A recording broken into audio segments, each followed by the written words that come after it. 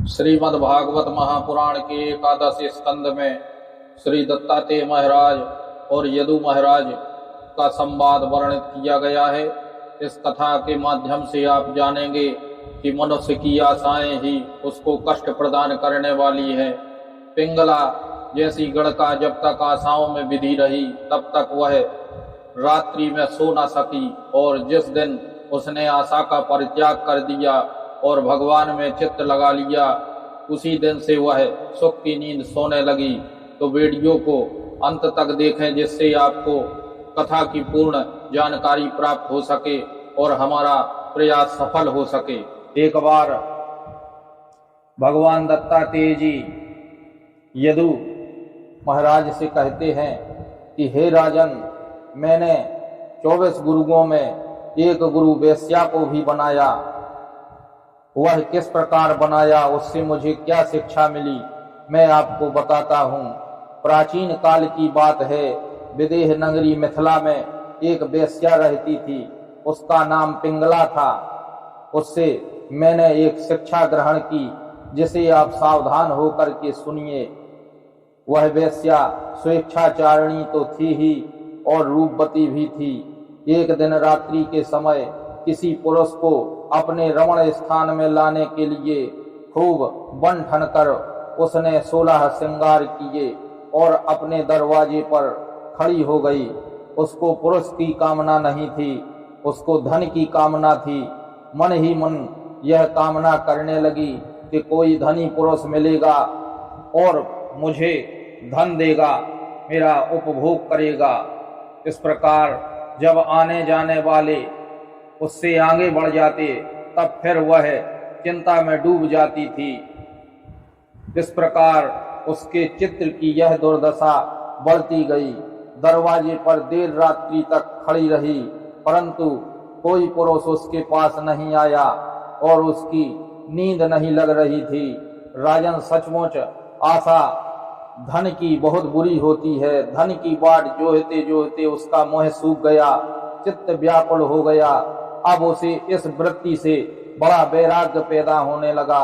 राजन, जब कोई वृत्ति बढ़ जाती है तो वैराग्य होना निश्चित हो जाता है। उसमें दुख बुद्धि हो गई। इसमें यह संदेह नहीं है कि वैराग्य का कारण चिंता ही है, परंतु ऐसा वैराग्य भी है तो सुख का ही तो सेतु।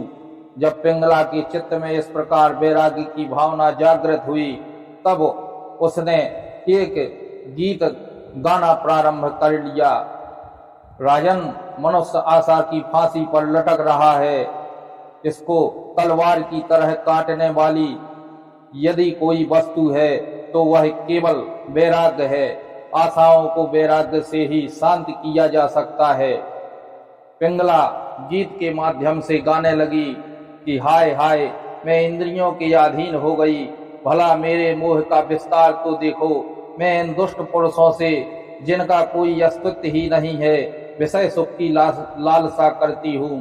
कितने दुख की बात है, मैं सचमुच मूर्ख हूँ। देखो तो सही, मेरे निकट से निकट हृदय में ही मेरे सच्चे स्वामी भगवान विराजमान है। वे वास्तविक प्रेम, सुख और परमार्थ का सच्चा धन भी देने वाले हैं। जगत के पुरुष अनित्य हैं और वे नित्य हैं। हाय हाय, मैंने उनको तो छोड़ दिया और इन तुच्छ पुरुषों के सेवन की कामना करने लगी। मैं कितनी अभागन हूँ। यह शरीर एक घर है जिसमें हड्डी के टेढ़े तिरछे बांस और खंभे लगे हुए हैं। चाम, रोम और नाखूनों से यह छाया हुआ है। इसमें 9 दरवाजे हैं। इसमें कई प्रकार के अशुद्ध मलमूत्र है। इस प्रकार के शरीर का अभिमान करके मैं भगवान को छोड़ करके इन मनुष्यों में पड़ी रही। इस प्रकार जैसे ही राजन पिंगला वेश्या ने ऐसा निश्चय करके अपने प्रिय धनियों की दुर्दशा, उनसे मिलने की लालसा का परित्याग कर दिया तो शांत भाव हो गया और शांत भाव से वह अपने पलंग पर सो रही है।